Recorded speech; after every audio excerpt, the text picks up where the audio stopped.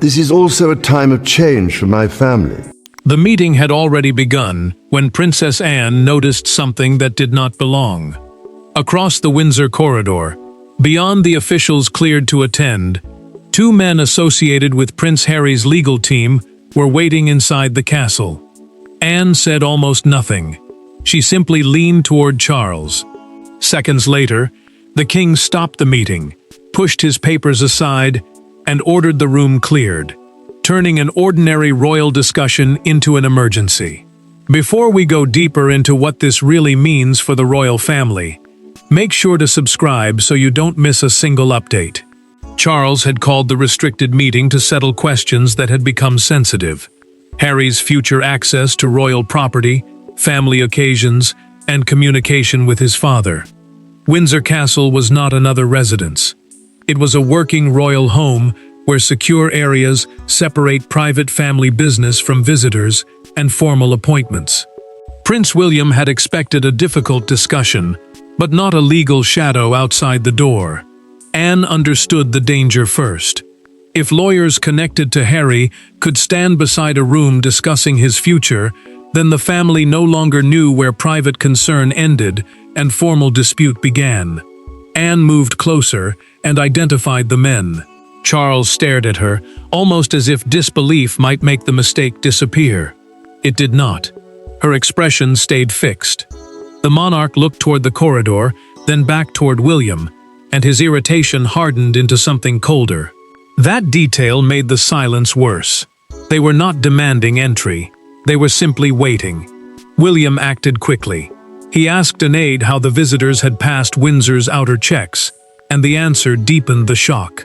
Both names appeared on an approved professional access list. That list allowed cleared visitors, including advisors and legal professionals, into designated parts of the estate without treating every appointment as a security emergency. Yet nobody could explain who had approved them, why the lawyers were so close to the meeting, or who expected them there. Charles closed the folder before him calmly. "This meeting is over until I know who brought them inside." Anne remained beside him, angry but controlled, while William said nothing. The decision was immediate. The damage was done. Harry's lawyers were no longer the most troubling part of the story.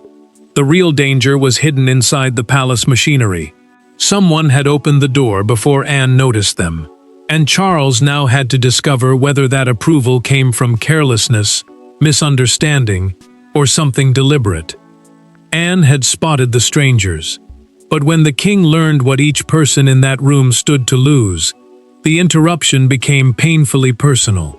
Charles saw a security problem. Anne saw a breach of trust. William saw something more dangerous, a legal battle entering the family, before anyone had agreed there was a battle at all. Behind the closed doors of Windsor, the three royals were united by blood, but divided by instinct. And as officials tried to explain how Harry's lawyers had reached the inner corridor, old wounds returned with remarkable speed. Charles wanted answers, but he also wanted something harder to protect. A private path back to his younger son. Years of tension had already turned simple family contact into negotiation, and the king feared that complete isolation would make reconciliation almost impossible. Anne understood that fear, but she believed the crown had to remain separate from personal conflict. The crown, in plain terms, meant the institution and responsibilities surrounding the monarch, not simply the family itself. If lawyers could stand near a private royal discussion, she believed that line had become dangerously blurred. William felt the risk differently. The prince was less worried about appearances than about what private words could become later. A sentence spoken emotionally between relatives might sound harmless inside Windsor, and very different if repeated in a legal argument. He looked at his father carefully, knowing Charles was not only acting as monarch, he was reacting as a wounded parent who understood that stopping the meeting might look like rejection to Harry. Anne then moved closer to William and lowered her voice. She told him that one of the lawyers had looked directly toward the meeting room entrance the moment an aide mentioned Charles by name. The Princess Royal had noticed it because the movement was immediate, almost instinctive. William did not accuse anyone of listening, but the detail unsettled him. Anne had no reason to exaggerate, and he knew she rarely reacted without purpose. Charles soon learned something else. Harry had already been asking for written assurances about future access to royal residences, private family occasions, and direct communication with his father. That meant the lawyer's presence might not be an isolated mistake. It could be connected to a disagreement already taking shape beyond Windsor. William waited until the aides had left. Then he told Charles quietly that the original meeting could not continue. Nobody knew what had been overheard, misunderstood, or carried outside. The king did not argue. He simply looked toward Anne. That was when she remembered the earlier warning. Weeks before this meeting, Harry had said something in private that Charles had tried to dismiss.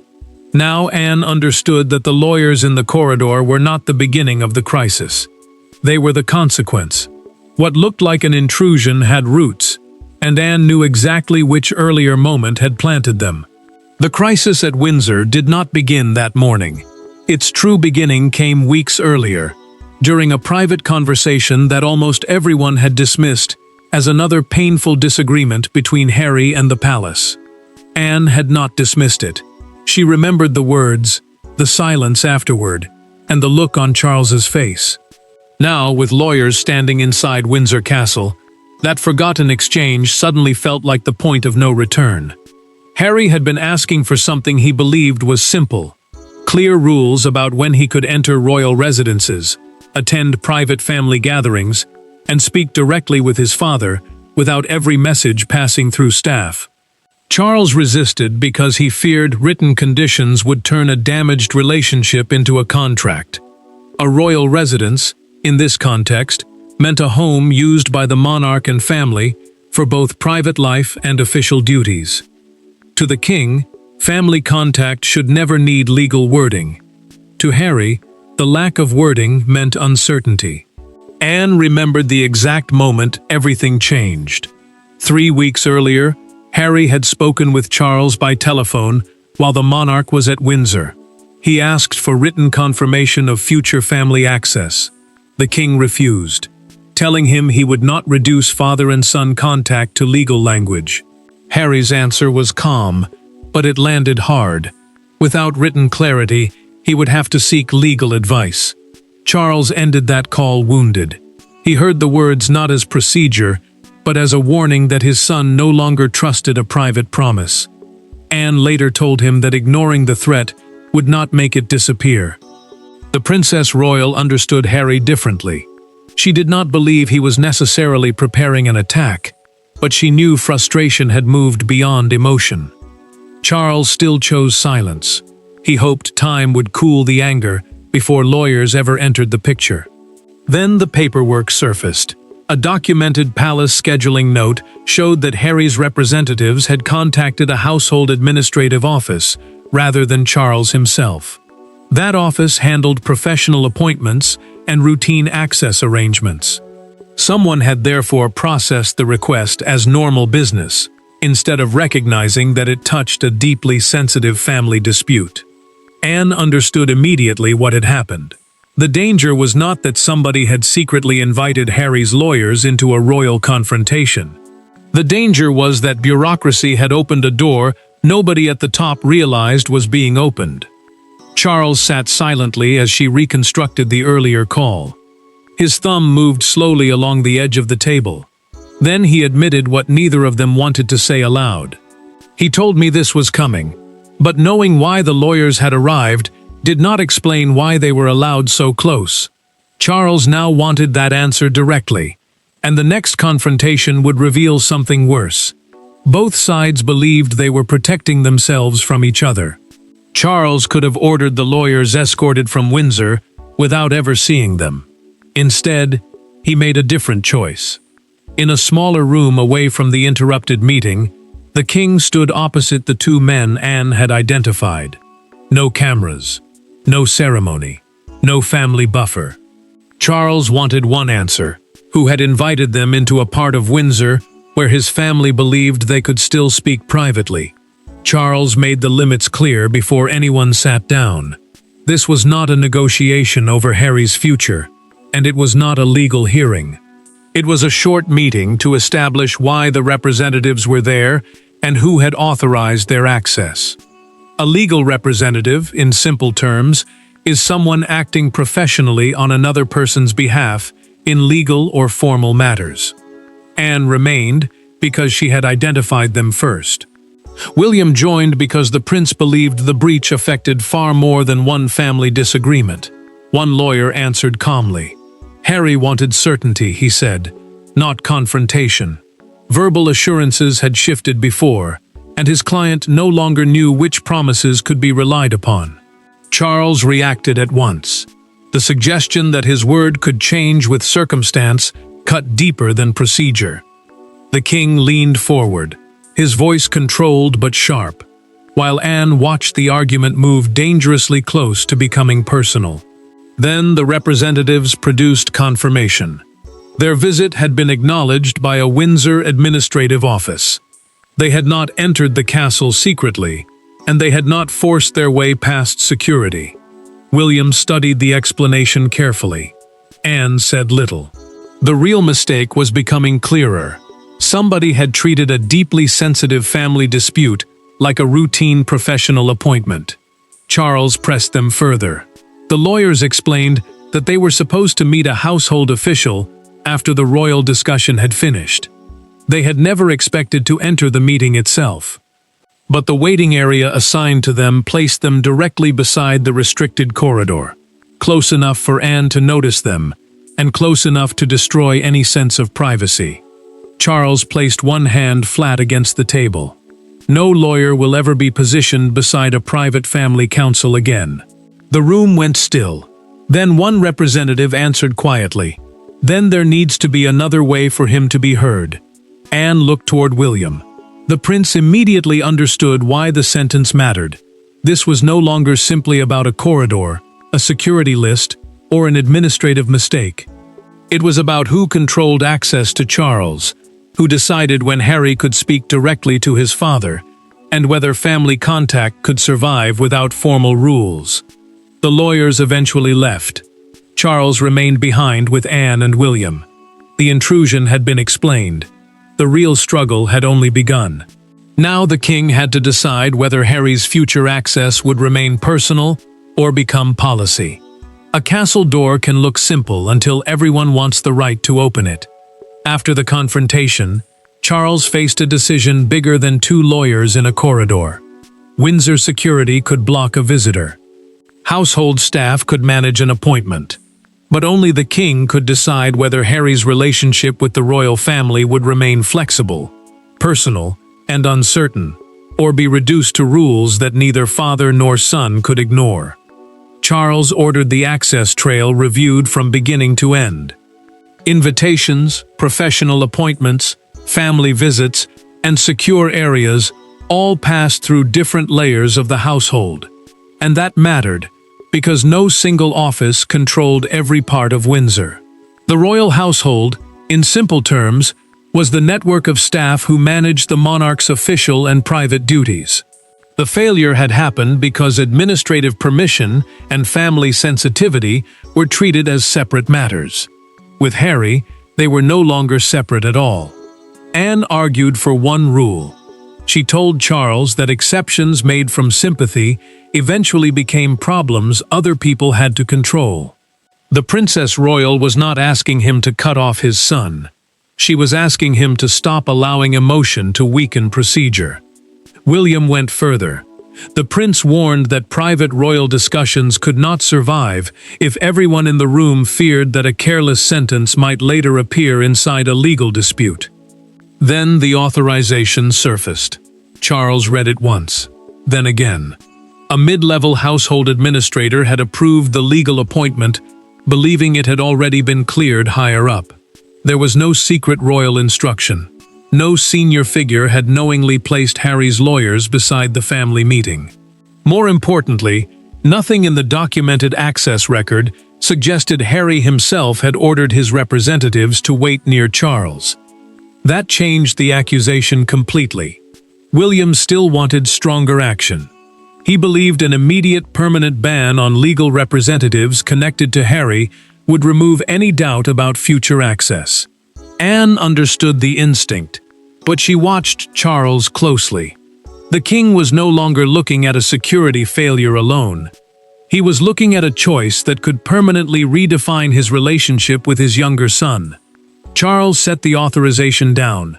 "I will fix the system," he said, "but I will not pretend he is no longer my son." William did not answer immediately. Anne remained still. Neither fully agreed, but both understood the line Charles had drawn. The king would tighten Windsor. He would separate professional access from family contact. But he would not use one administrative failure as the excuse for complete exclusion.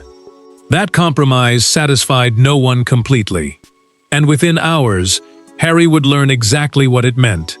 Charles had chosen control without total rejection, but the first person forced to live with that decision would be his son.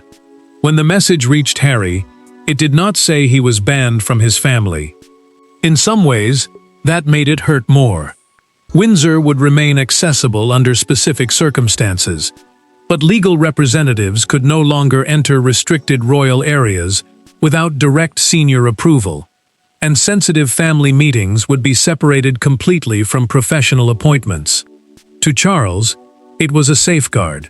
To Harry, it looked like another wall being built around his father. Harry read the new conditions twice. The rules were simple. Professional visitors linked to family disputes needed direct clearance before entering sensitive royal areas, while private family contact would remain separate from legal business. A restricted royal area, in plain terms, was a part of a residence where private or official discussions could take place away from general visitors and routine appointments. The distinction mattered because Charles wanted to protect personal contact. Harry saw something different. He saw proof that his request for clarity had produced tighter control. Harry felt humiliated. He had asked for certainty because he believed too much depended on changing messages, staff decisions, and unspoken boundaries. Now those same concerns had been answered with stronger rules. His lawyers urged restraint. They told him that an immediate challenge would only strengthen Windsor's belief that every emotional disagreement was becoming a legal confrontation. Charles heard about his son's reaction through a private household briefing. The king had expected anger, but he had not expected Harry to interpret the decision as another attempt to push him away. That troubled him, because the entire purpose of the new arrangement was the opposite. He wanted lawyers kept away from family discussions, but he did not want his son kept away from him. Harry placed the message down and walked away. Anger carried him several steps before something changed. He returned, looked at his advisor, and made a decision nobody around him expected. No letter back. Ask him to speak to me. His legal team did not object. Harry told them there would be no challenge to the new Windsor rule for now. Instead, he wanted one conversation with Charles, without lawyers, secretaries, or intermediaries turning every sentence into strategy. Charles accepted, but the king added one condition. Anne had to be told before the conversation happened. She had been the person who stopped the crisis from growing unnoticed, and Charles wanted her to understand why he was now stepping outside the protective structure she had defended. Anne listened without interrupting. She did not try to stop him.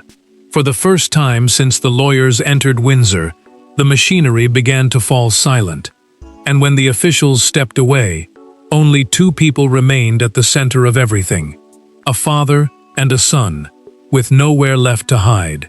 No lawyers sat between them. No palace officials prepared language. No advisors interrupted when the conversation became uncomfortable. Charles and Harry finally spoke privately, stripped of the machinery that had turned their relationship into a procedural crisis. Neither man apologized immediately. Neither pretended the damage was small. But for the first time in the entire Windsor confrontation, they were forced to answer one question directly. Did they still trust each other enough to remain family?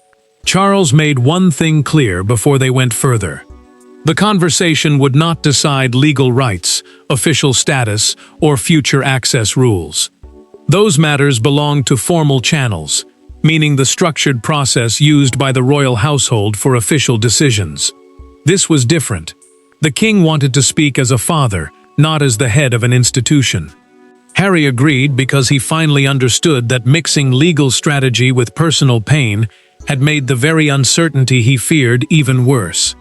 Harry spoke first about trust. He told Charles that he had stopped knowing which promises were personal and which could survive pressure from advisors, schedules, and palace decisions. To him, legal advice had been a way to create certainty. To his father, it had looked like preparation for war. The words hurt because both men could see how easily fear had changed the meaning of every action. Charles did not soften his response. He admitted that seeing lawyers inside Windsor had shaken him deeply.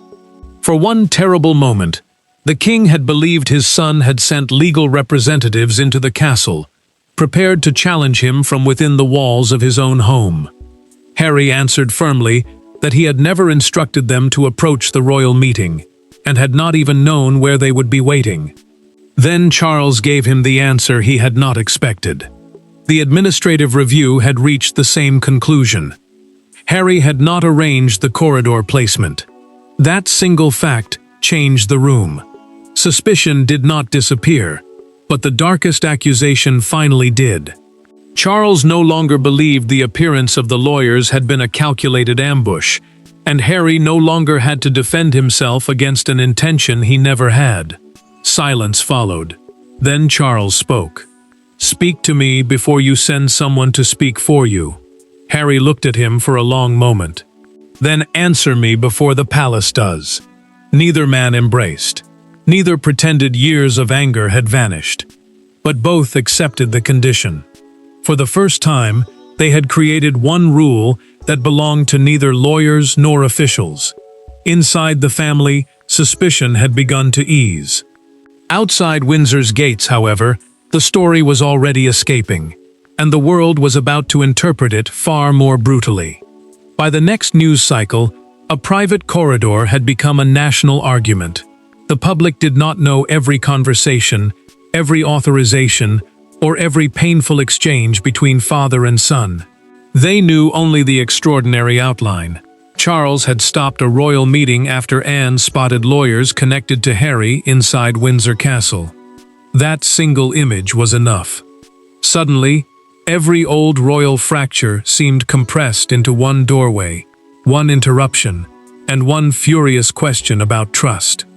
Charles refused to turn the crisis into a public attack on his son. Palace communications confirmed only that an internal meeting had been interrupted while visitor access arrangements were reviewed, and officials would not discuss the family's private conversations.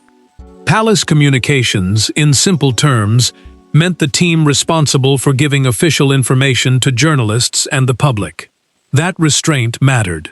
One careless statement could have transformed an administrative failure into an open war between the king and Harry. Anne hated becoming the face of the story.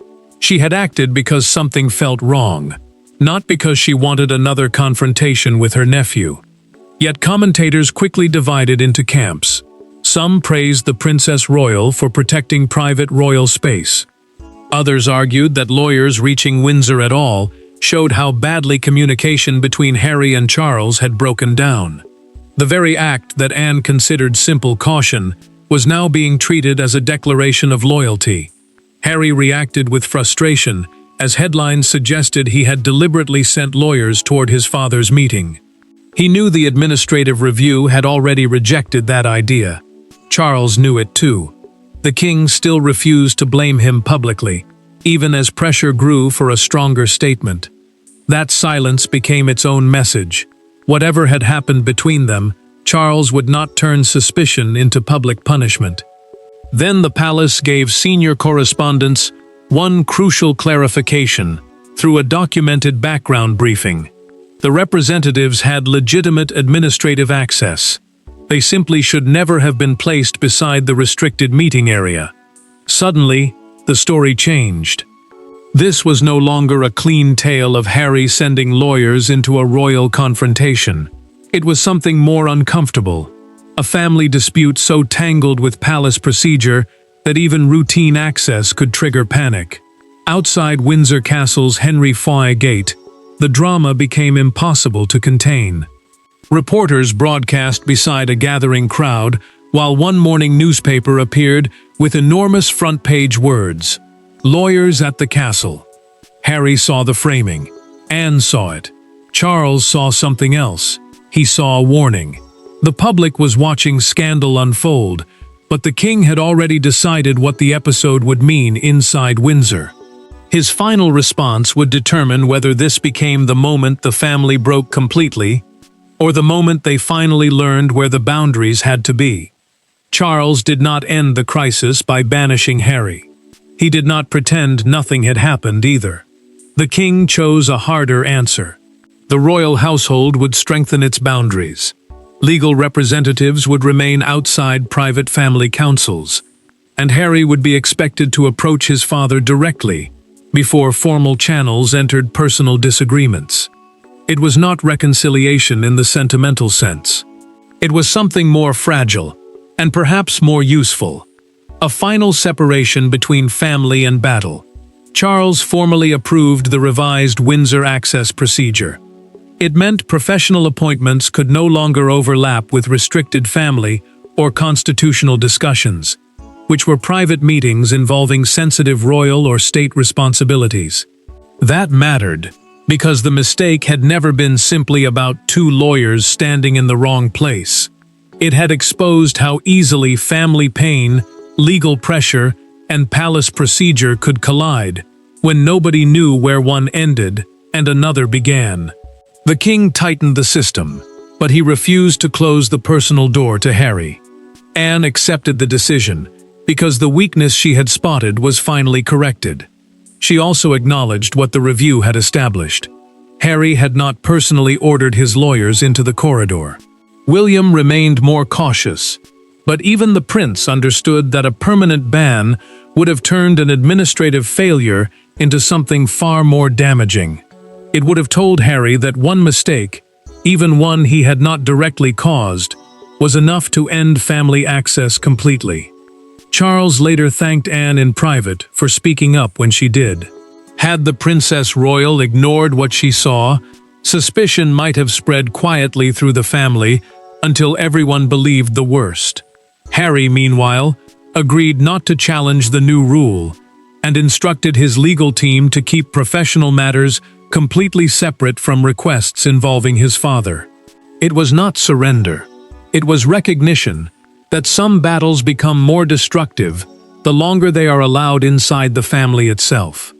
Then Charles reconvened the interrupted Windsor meeting. Anne returned to the same seat. William watched his father reopen the original folder. For a moment, nobody spoke. The king looked down, then quietly said, "Now we continue." This time, there was no confusion outside the room. The crisis had not erased years of bitterness. It had done something more realistic. Anne's warning established a boundary. Harry's private conversation preserved a narrow bridge. Charles protected both. There was no further confrontation waiting beyond the Windsor doors. The king had drawn the line, Harry had accepted it, and the family finally understood that protecting the crown did not require destroying what remained between them. Thanks for watching. Please don't forget to like and subscribe, and we will see you in next one.